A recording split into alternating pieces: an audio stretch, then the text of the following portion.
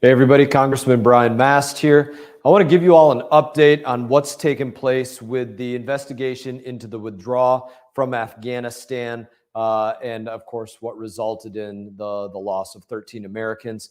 Now, what I'm going to talk about today is something that we've been working on extensively, and that is to be able to view, to read what is known as a dissent cable. Now, to explain this to everybody, in State Department world, there is something known as a dissent cable, which is a guaranteed line of communication that people overseas can use to communicate back here to the United States of America and let the highest levels of officials in their agency know what they think. It has to be read. Now, President Joe Biden chose not to read this dissent cable. Normally, those are done by one, maybe two individuals. This particular one was done by dozens of individuals. And if that tells you a little bit about the significance of what was taking place at that time of the withdrawal. Now, this dissent cable, you could consider it whistleblowers in part. And in my opinion, the most dangerous thing that you can do to whistleblowers is to silence them. That's how you make it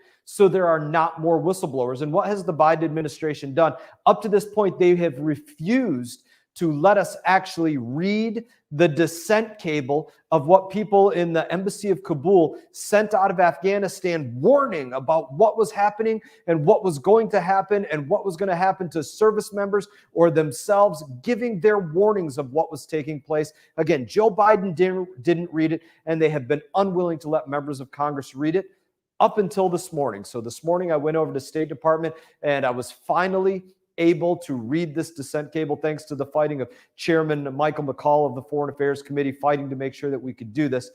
This is what I took away from it, and this is what's important about it. These individuals that were on the ground in Afghanistan warned of everything that Americans saw play out. But most specifically, they warned that they could see clearly. They could see as clear as day that the administration was making policy decisions based upon what they wanted the American people to think. That would never be reality. That was not reality, could not be reality, and would never be reality. That's the way the administration was making policy decisions. And if they continued to do that, that people would die. That was their warning, and that's exactly what happened. That's the administration that we knew we were dealing with before the withdrawal ever took place, when they tried to make September 11 the day that the withdrawal was complete from Afghanistan. They were trying to make politics out of what was the most serious national security incident that was unfolding at the time for the globe and for the country. In that, I just wanted to alert you all to a little bit of what was taking place today in that investigation.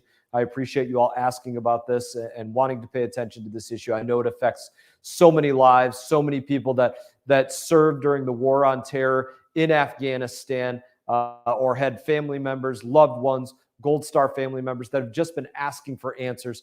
This is an update on what's taken place today in that quest for answers. In that, as always, I wish you all the best.